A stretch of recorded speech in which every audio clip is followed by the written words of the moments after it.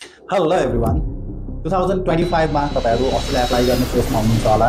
तर अस्ट्रेलियाको यो बदलिदो पोलिसीहरुले चाहिँ तपाईको स्टडी भिजामा के कस्तो इम्प्याक्ट गर्छ भन्ने कुराले चाहिँ तपाई चिन्तित पनि हुनुहुन्छ होला। धेरै जसो विद्यार्थीहरुलाई अस्ट्रेलिया अप्लाई गर्दाखेरि धेरै खर्चिलो डेस्टिनेसन हो, भिजा लागेन भनेदेखि चाहिँ मेरो खर्च धेरै हुन्छ भन्ने चिन्ता पनि होला। यो पोलिसी चेन्जेसले गर्दाखेरि चाहिँ विद्यार्थीहरुमा एक लेभलको अन्योलता छाएको छ र त्रास पनि छाएको छ। आगामी दिनमा तपाई अस्ट्रेलिया पढ्ने सोचमा हुनुहुन्छ भनेदेखि विगतमा अस्ट्रेलियाको नीतिहरू कसरी परिवर्तन हुँदै आएको छन् र अहिलेको समयमा के कस्तो तरिकाले एप्लिकेसनहरू प्रोसेस भइरहेको छन् र आउँदो दिनमा के कस्तो हुन सक्छ एप्लिकेसन प्रोसेसिङहरू, स्टुडेन्ट भिजाको अवस्था, त्यो विषयमा मैले यो भिडियो मार्फत तपाईहरुलाई जानकारी दिन गइरहेको छु। आउनुहोस् सुरु गरौँ। Lotus International Education Foundation. पछिल्लो 4 देखि 5 वर्षलाई फर्केर हेर्दाखेरि अस्ट्रेलियाको विद्यार्थी भिजामा चाहिँ धेरै परिवर्तन देख्न सकिन्छ। कोभिड लगत्तै अस्ट्रेलियन सरकारले इन्टरनेसनल स्टुडेन्टलाई वार्म वेलकम गरेको थियो। उनले चाहिँ त्यो बेला एकदमै ह्युज रेशियोमा भिजा प्रदान गरिरहेको थियो।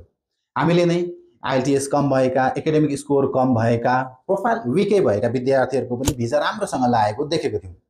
तर त्यसको केही समय पछाडि चाहिँ विद्यार्थीहरूको सङ्ख्या बढ्दै जाँदाखेरि चाहिँ भिजामा डिक्लाइन पनि देख्न थाल्यो, भिजा रिफ्युजलहरू बढी देख्न थाल्यो र अस्ट्रेलिया भित्र पनि इन्टरनेसनल स्टुडेन्टको सङ्ख्या बढी भयो र यो चाहिँ सस्टेनेबल भएन भन्ने हिसाबले पनि केही नीतिगत फेरबदलहरू गर्न सुरु गर्यो। यसले नेपाली विद्यार्थीहरूलाई पनि असर गर्यो र अन्तर्राष्ट्रिय विद्यार्थीहरू जो चाहिँ अस्ट्रेलिया पढ्न जान चाहन्थे ती सम्पूर्ण विद्यार्थीहरूलाई नै असर गर्न थाल्यो। यो पोलिसी गभर्नमेन्ट स्तरमै आउन थालिरहेको थियो। त्यसले गर्दाखेरि चाहिँ अस्ट्रेलिया प्लान गर्ने विद्यार्थीहरूले चाहिँ नेपालको हकमा चाहिँ राम्रो प्रोफाइल भएका विद्यार्थीहरूको चाहिँ भिजा लाग्दै गइराखेको थियो र विक प्रोफाइल भएका विद्यार्थीहरूको भिजा चाहिँ डिक्लाइन हुन थालेको थियो। 2022 को मिडतिर नेपाली विद्यार्थीहरूले सबमिट गरेको भिजा एप्लिकेसनको केसमा चाहिँ अस्ट्रेलियन हाई कमिसनले फर्दर इन्फर्मेसन रिक्वेस्टेड भनेर फाइनेन्सियल चेकलिस्ट प्रोभाइड गरेर थियो। त्यसमा चाहिँ नेपाली विद्यार्थीहरूले अगाडि जुन ढाँचामा डकुमेन्ट्सहरू पस्किराखेका थिए, अस्ट्रेलियन हाई कमिसनले चाहिँ अब यस्तो यस्तो इन्कम सोर्स भएको त्यो इन्कमको केसमा चाहिँ यस्तो यस्तो ढाँचाको डकुमेन्ट्सहरू हामीलाई प्रोभाइड गर्नु भनेर चाहिँ डकुमेन्ट्सको एउटा मापदण्ड नै सेट गरिदियो र त्यहाँदेखि अहिलेसम्म त्यही ढाँचामा नै विद्यार्थीहरूले डकुमेन्ट पेश गर्नुपर्ने भएको छ। त्यस्तो ढाँचाको डकुमेन्ट्सहरू पेश नगरिकन युनिभर्सिटी अथवा कलेजले विद्यार्थीहरूको जेन्युन स्टुडेन्ट रिक्वायरमेन्ट मिट भएन भनेर चाहिँ एप्लिकेसन नै अगाडि नबढिरहेको अवस्था पनि छ। अस्ट्रेलिया बाहिर त बाहिर ठिकै छ, अस्ट्रेलिया भित्र भएका विद्यार्थीहरूलाई पनि यो नीतिगत निर्णयहरूले चाहिँ असर गरिरहेको थियो।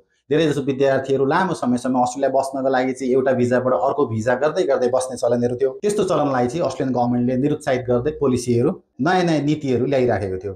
त्यस्तै पोस्ट स्टडी वर्कका केसमा पनि फेरबदल गरिराखेको थियो र अस्ट्रेलिया भित्र पनि जुन लेभलको माइग्रेसन लुप होलहरू थियो त्यो लुप होललाई पनि अस्ट्रेलियन सरकारले बन्द गरिरहेको थियो र यो सँगसँगै विद्यार्थीहरूले देखाउनु पर्ने लिभिङ कस्टको जुन अमाउन्ट थियो त्यो अमाउन्ट पनि बढेर 29,000 को हाराहारीमा 30,000 को हाराहारीमा पुगिसकेको छ। यो सँगसँगै विद्यार्थीहरूले भिजा लज गर्नको लागि $710 चाहिँ एप्लिकेसन फी तिर्नु पर्थ्यो भनेदेखि पछिल्लो समयमा बढेर यो $1,600 मा पुगिरहेछ। 2024 लाई फर्केर हेर्दाखेरि चाहिँ मुख्य 3टा मेजर चेन्जेसहरू देखिन्छ। पहिलो भनेको जेन्युन टेम्पररी इन्ट्रान्ट जुन चाहिँ 2016 देखि 2024 सम्म नै इम्प्लिमेन्ट भएको थियो, त्यो चाहिँ 24 मा गएर चाहिँ जेन्युन टेम्पररी इन्ट्रान्टलाई चेन्ज गरेर चाहिँ जेन्युन स्टुडेन्ट रिक्वायरमेन्ट भनेर चेन्ज गरियो। जेन्युन टेम्पररी इन्ट्रान्टलाई जेन्युन स्टुडेन्ट रिक्वायरमेन्टमा चेन्ज गर्नुपर्ने मुख्य कारण भनेको चाहिँ अस्ट्रेलियाको स्किल सर्टेजलाई फुलफिल गर्ने कोही व्यक्तिहरू छन् भनेदेखि त्यस्तो स्किल सेट भएका त्यस्ता एजुकेसन पढ्न गएका विद्यार्थीहरूलाई चाहिँ फर्मल्ली नै स्टडी भिजाबाट पीआरको पाथवेमा जान्छु भन्ने हिसाबको पनि नीतिगत निर्णय चाहिँ जेन्युन स्टुडेन्ट रिक्वायरमेन्टले चाहिँ इम्प्लिमेन्ट गरिदियो, जसले गर्दा चाहिँ विद्यार्थीहरूले आफ्नो माइग्रेसन इन्टेन्सन पनि सो गर्न मिल्ने बनाइदियो। र यसले चाहिँ के इन्डिकेट गर्छ भन्दाखेरि चाहिँ जेनरिक कोर्सेसहरू पढ्न जाने विद्यार्थीहरू भन्दा पनि अस्ट्रेलियाको स्किल सर्टेज रिलेटेड कोर्सेसहरू पढ्न जाने विद्यार्थीहरू चाहिँ लङ टर्म माइग्रेसनको सोच लिएर जाने विद्यार्थीहरूको लागि पनि ढोका खोलिदिएको थियो।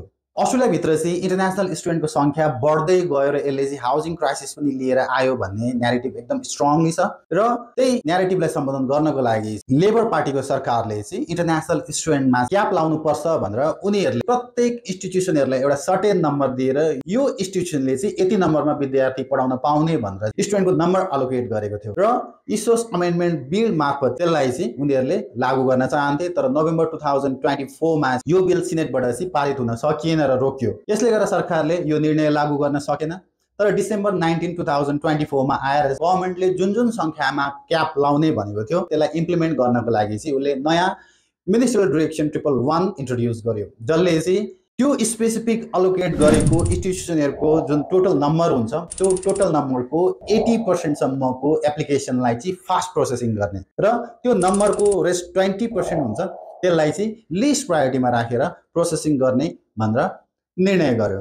जसले गर्दा चाहिँ एउटै इन्स्टिट्युसनमा पनि एप्लिकेसन लन्च गर्ने विद्यार्थीहरूको हकमा त्यो 80% को संख्याभित्र बस्ने विद्यार्थीको छिटै भिजा आउने सम्भावना रह्यो भनेदेखि रेस्ट 20% भित्र पर्ने विद्यार्थीहरूको चाहिँ एप्लिकेसनको प्रोसेसिङ चाहिँ 4 देखि 5 महिनासम्म पनि लाग्ने हिसाबको यो निर्णय भयो। अब यसले गर्दा चाहिँ विद्यार्थीहरुमा पनि इन्स्टिट्युसन कसरी छान्ने भन्ने अन्योलता पनि क्रिएट गरेको थियो र अहिलेसम्म पनि यो अन्योलता कायमै छ। अस्ट्रेलियाले विद्यार्थीहरुको भिजा डिसिजन गर्ने अहिलेको सिस्टम भनेको चाहिँ simplified student visa framework system भन्छ, जसलाई चाहिँ छोटकरीमा SSVF भनिन्छ। यो SSVF सिस्टमले चाहिँ कन्ट्रीहरुको चाहिँ रिस्क रेटिङ गर्छ। कुन कन्ट्रीका विद्यार्थीहरु चाहिँ कति रिस्क जोनमा छन् भनेर रिस्क रेटिङ गर्छ र त्यो रिस्क रेटिङ अनुसार चाहिँ एसेसमेन्ट लेभल 1, एसेसमेन्ट लेभल 2 र एसेसमेन्ट लेभल 3 भनेर चाहिँ कन्ट्रीहरुको रिस्क रेटिङ गर्छ। यस्तै रिस्क रेटिङमा 2018 देखि 25 सम्म नेपाल एसेसमेन्ट लेभल 3 मा थियो, जुन चाहिँ हाइली रिस्क क्याटेगोरीमा पर्दछ। त्यो चाहिँ मार्चमा नेपाल एसेसमेन्ट लेभल 3 बाट एसेसमेन्ट लेभल 2 मा उक्लिएको छ। अब यसले चाहिँ विद्यार्थीहरुको भिजा डिसिजनमा के कस्तो फरक पार्छ त, किनकि अहिलेको भिजा प्रोसेसिङ भनेको SSVF फ्रेमवर्कबाटै हुने भएको कारणले गर्दाखेरि चाहिँ लेभल 3 मा भएको कन्ट्रीहरु हाइली रिस्की मानिन्छ, लेभल 2 मा भएका मोडरेट रिस्कका मानिन्छन् र लेभल 1 मा भएका कन्ट्रीहरु चाहिँ एकदम सेफेस्ट कन्ट्री मानिन्छन् र भिजा एप्लिकेसनमा यी कन्ट्रीबाट आउने एप्लिकेसनलाई त्यही अनुसारको ट्रिटमेन्ट गरिन्छ। लेभल 1 कन्ट्रीबाट आएका एप्लिकेसनहरुलाई लेस स्क्रुटनाइज गरिन्छ, लेभल 2 का लाई मोडरेटली गरिन्छ भनेदेखि लेभल 3 को लाई हाइली रिस्क हो भनेर चाहिँ धेरै मात्रामा नै डकुमेन्ट्सहरु स्क्रुटनाइज गरिन्छ, एक एक गरी चेक गरिन्छ। नेपाल रिसेन्टली लेभल 2 मा आएको छ भनिसके पछाडी फाइनान्शियल र डकुमेन्टेसनको पाटोमा नेपाल र नेपाली विद्यार्थीहरुको चाहिँ विश्वसनीयता बढेको छ, जसले गर्दा चाहिँ भिजा ग्रान्ट रेट बढ्ने सम्भावना पनि देखाएको छ।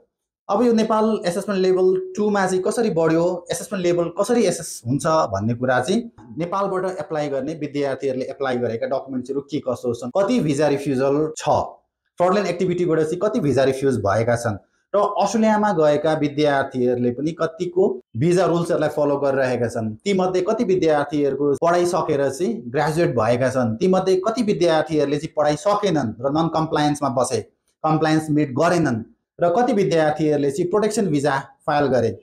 अस्ट्रेलियाको इमिग्रेसनमा चाहिँ कति विद्यार्थीहरु चाहिँ थ्रेटको रूपमा बसे भन्ने कुराले चाहिँ एसेसमेन्ट लेभल चाहिँ चेन्जेस भइरहन्छ। अब नेपाल एसेसमेन्ट लेभल 2 मा जानु भनेको चाहिँ पक्कै पनि यस्ता इन्सिडेन्टहरु, फ्रडलेन्ट डकुमेन्ट सबमिट हुने भिजा एप्लिकेसन प्रोसेसमा र अस्ट्रेलिया भित्र भएका विद्यार्थीहरुले पनि कम्प्लायन्स भिजा कन्डिसनहरु चाहिँ फलो गर्ने, रुल्सहरु फलो गर्ने हिसाबमा बसेको हिसाबले चाहिँ त्यसले विश्वसनीयता पनि बढाएर आगामी भिजा एप्लाई गर्ने विद्यार्थीहरुको हकमा अस्ट्रेलियन हाई कमिसन फ्लेक्सिबल हुन सक्छ र भिजा लाग्ने पोसिबिलिटी पनि बढी हुन सक्छ। त्यस्तै इन्स्टिट्युसनहरुले पनि डकुमेन्टेसनको पाटोमा केही होलो गरिदिन सक्छन्। अहिलेको समयमा हेर्ने हो भनेदेखि 3 इयर्स को ट्याक्स क्लियरेन्स सर्टिफिकेट र 12 मन्थ्स को बैंक स्टेटमेन्ट चाहिन्छ। कुनै पनि इन्कमको केसमा 12 मन्थ्स को बैंक स्टेटमेन्ट सबमिट गर्न नसकेको खण्डमा चाहिँ कुनै युनिभर्सले चाहिँ लेभल 3 मा भएको कन्ट्रीको हिसाबमा चाहिँ उले जीएस एप्रुभ गर्दैन थियो भनेदेखि अब 12 महिना नै नभइकन चाहिँ 9 महिना छ अथवा 8 महिना छ भने पनि कन्सिडर गर्न सक्ने पोसिबिलिटी हुन सक्छ। तर अब यो एसेसमेन्ट लेभल 2 बाट चाहिँ अगाडि बढिरहँदा भिजा डिसिजनहरु के कस्तो हुन्छ, कतिको आउटकम पोजिटिभ आउँछ, यो कुराले पनि युनिभर्सिटीहरु कति फ्लेक्सिबल भएर डकुमेन्टेसन हेर्छन् र त्योबाट लज गरेको केसमा पनि हाई कमिसन कति फ्लेक्सिबल भएर हेर्छ भन्ने कुरा त हेर्न बाँकी नै छ। यो त एसेसमेन्ट लेभलको कुरा भयो। अब चाहिँ यो सँगसँगै एसेसमेन्ट लेभल सँगसँगै विद्यार्थीहरुले चाहिँ मिनिस्ट्रियल डाइरेक्सन 111 को क्याप सिस्टमलाई पनि ख्याल गर्नुपर्ने भएको छ। यो दुईटाको मिक्सबाट, यो दुईटाको फ्युजनबाट चाहिँ के कस्तो आउटकम आउँछ भन्ने हिसाबले चाहिँ सोच्नुपर्ने भएको छ। अब चाहिँ खालि इन्टेक मात्रै हेरेर र युनिभर्सिटी मात्रै हेरेर पनि भिजा आउने सम्भावना छ भनेर चाहिँ बुझ्नु गलत हुनेछ। अब यसरी हेर्दाखेरि चाहिँ अस्ट्रेलियाको प्रोसेस एकदमै कम्प्लिकेटेड र एकदमै कम्प्लेक्स हुँदै गइरहेको देखिन्छ। एसेसमेन्ट लेभल त एक ठाउँमा छँदै थियो, त्यो सँगसँगै मिनिस्ट्रियल डाइरेक्सन 111 पनि लागू भइसके पछाडि चाहिँ विद्यार्थीहरूले चाहिँ कुनै राम्रो युनिभर्सिटीमा एप्लाई गर्छु भन्ने सोचे। तर त्यो युनिभर्सिटीको चाहिँ जुन 80% क्याप थियो, त्यो क्याप चाहिँ अलरेडी त्यति विद्यार्थीहरूको चाहिँ भिजा ग्रान्ट भइसकेको छ र विद्यार्थीहरूले एप्लाई गर्दा चाहिँ आफू त्यो 20% को रेन्जमा पऱ्यो भनेदेखि चाहिँ आफ्नो प्रोसेसिङ पनि ढिलो हुने देखिन्छ र टाइमली विद्यार्थीहरूले प्लान गरेको इन्टेकमा पनि जान नमिल्ने पनि देखिन्छ। तर त्यसै गरी हेर्दाखेरि कुनै एउटा नाम नसुनेको कलेज छ जहाँ चाहिँ एप्लिकेसनै गएको छैन भनेदेखि त्यस्तो कलेजहरूमा चाहिँ विद्यार्थीहरूले एप्लाई गर्दाखेरि भिजा आउने पोसिबिलिटी पनि बढी जस्तो देखियो। यसलाई थ्योरिटिकल्ली एनालाइज गर्दाखेरि चाहिँ अब के कस्तो हुन्छ भन्ने कुरा चाहिँ आउँदो दिनले नै देखाउँछ। 2025, 2026 यस्ता दिनहरूले नै देखाउँछन्। अब यी यस्तो धेरै नै नीतिहरू चेन्ज भइरहेको समयमा अस्ट्रेलिया कसरी प्लानिङ गर्ने त, फुल प्रुफ चाहिँ कसरी अस्ट्रेलियाको भिजा लाउन सकिन्छ भन्ने सोचिरहनु भएको छ भनेदेखि त्यसको आन्सर दिन एकदमै गाह्रो छ। यो मिनिस्ट्रियल डाइरेक्सन र एसेसमेन्ट लेभललाई कम्बाइन गरेर चाहिँ ठ्याक्कै यही इन्स्टिट्युसनमा एप्लाई गर्ने भन्ने पाटो चाहिँ तपाईँले अनुमान लाउन सक्नुहुन्न र कुनै पनि इन्स्टिट्युसनले चाहिँ हाम्रो 80% चाहिँ पुगिसक्यो भनेर चाहिँ सायद पक्कै पनि नभन्लान्। अब यस्तो सिनारियोमा चाहिँ के गर्ने भनेदेखि सबभन्दा सुरुमा त फाइनेन्सियल डकुमेन्टेसनमा आफूले कुनै पनि कम्प्रोमाइज गर्नु भएन, किनकि अस्ट्रेलियन सरकारले सङ्ख्या कटौती गर्ने भनिसके पछाडि यहाँबाट जति नम्बरमा विद्यार्थीहरूको एप्लिकेसन जान्छ त्यो विद्यार्थी सबैले भिजा पाउने पोसिबिलिटी रहँदैन। त्यो विद्यार्थी मध्ये पनि छानिएका विद्यार्थीहरू जसको चाहिँ एकाडेमिक प्रोफाइल राम्रो छ, जसको IELTS राम्रो छ र जसको फाइनेन्सियल पाटो राम्रो छ र कतिपय अवस्थामा चाहिँ फोनेटिक इन्टरभ्यू पनि आउन सक्छ र त्यो इन्टरभ्यू पनि राम्रोसँग गर्न सक्ने विद्यार्थीहरूको हकमा चाहिँ अस्ट्रेलियाको भिजा आउटकम पोजिटिभ आउँछ भनेर अनुमान लाउन सकिन्छ। र अर्को सँगसँगै बुझ्नुपर्ने कुरा के छ भनेदेखि अस्ट्रेलियाको स्टडी भिजामा चाहिँ गभर्मेन्टको पोलिसीको पनि एकदम ठुलो हात हुन्छ। भिजा कुन मात्रामा कस्तो हिसाबले चाहिँ भिजा सहज हुन्छ कि गाह्रो हुन्छ भन्ने कुरा चाहिँ अस्ट्रेलियन गभर्मेन्टको नीतिमा भर पर्छ। र अस्ट्रेलियामा हेर्ने भनेदेखि मुख्य रूपमा दुईटा पार्टी छन्, एउटा लेबर पार्टी, अर्को लिबरल पार्टी। अब लेबर पार्टीको केसमा हेर्नुहुन्छ भनेदेखि त 2022 देखि अहिलेसम्मका चेन्जेसहरू जे जस्तो छ देखि नै रहनु भएको छ। उनीहरूले माइग्रेसन रिफर्मै गरिरहेका छन्, कडाभन्दा कडा नीति लिएर आइरहेका छन्। त्यस्तै लिबरलको कुरा गर्ने भनेदेखि उनीहरू लेबर पार्टी भन्दा पनि अझ एक स्टेप अगाडि बढेर चाहिँ 2025 मा लेबर पार्टीले चाहिँ 2,70,000 विद्यार्थीहरू भित्र्याउने भनेर जुन कुरा गरेको छ त्योभन्दा अझ एक स्टेप अगाडि बढेर लिबरल पार्टीले चाहिँ 30,000 सङ्ख्या अझै कम गरेर 2,40,000 विद्यार्थी मात्रै भित्र्याउने भन्ने कुराकानी गरिरहेका छन्। त्यो सँगसँगै अहिलेको जुन $1,600 को जुन एप्लिकेसन भिजा फी छ त्यसलाई पनि बढाएर 2,500 को रेन्जमा पुर्याउने र ग्रुप अफ 8 जस्तो युनिभर्सिटीहरूमा एप्लाई गर्ने हो भनेदेखि चाहिँ 5,000 को रेन्जमा विद्यार्थीहरूले एप्लिकेसन फी तिर्नुपर्छ भन्ने टाइपका पनि कुराकानी गरिरहेका छन्, जसको चाहिँ सर्वत्र आलोचना पनि भएको छ। इन्डस्ट्रीकै स्टेक होल्डरहरूले पनि त्यो कुराको आलोचना गरिरहेका छन्।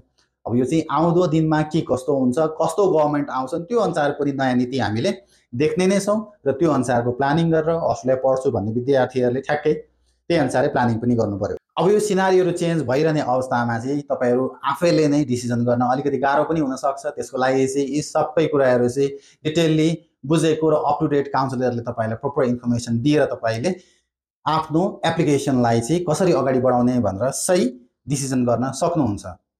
तपाईहरु पनि अस्ट्रेलिया एप्लाई गर्ने सोचमा हुनुहुन्छ र करेन्ट सिनारियोहरुले के कस्तो हिसाबले चाहिँ तपाईको भिजालाई चाहिँ असर गर्नेछ भन्ने कुरा जान्न चाहनुहुन्छ, आफ्नो प्रोफाइल एसेसमेन्ट गराउन चाहनुहुन्छ, एकाडेमिक फाइनान्शियल र कुन चाहिँ इन्स्टिट्युसनमा गर्दाखेरि चाहिँ पोसिबिलिटी अलिकति राम्रो होला, अहिलेको मिनिस्ट्रियल डाइरेक्सनले चाहिँ तपाईको 80-20 को जुन रुल निकालेको छ त्यो रुल अनुसार चाहिँ कसरी अगाडि बढेर एप्लिकेसन अगाडि बढाउने भन्ने सोचमा हुनुहुन्छ भनेदेखि चाहिँ हामीलाई निर्धक्क सम्झिन सक्नुहुन्छ, हामीलाई विश्वास गर्न सक्नुहुन्छ। यस्तै भिडियोहरु लिएर हामी आइराखेका हुन्छौं। हाम्रो च्यानललाई पनि सब्स्क्राइब गर्न सक्नुहुन्छ र अप टु डेट इन्फर्मेसनको लागि डेफिनेटली पनि हाम्रो अफिस भिजिट गर्न सक्नुहुन्छ र काउन्सलिङ सेसनमा बसेर आफ्नो एप्लिकेसन प्रोसेसलाई चाहिँ फुल्ली इन्फर्मेटिभ वेमा चाहिँ सम्पूर्ण इन्फर्मेसनहरु लिएर चाहिँ सम्पूर्ण रूपमा सुसूचित भएर चाहिँ आफ्नो एप्लिकेसनलाई अगाडि बढाउन सक्नुहुन्छ। भिडियो अन्तिमसम्म हेर्नु भएकोमा धेरै धेरै धन्यवाद। Lotus International Education Foundation. Your dream, your goal. your destination.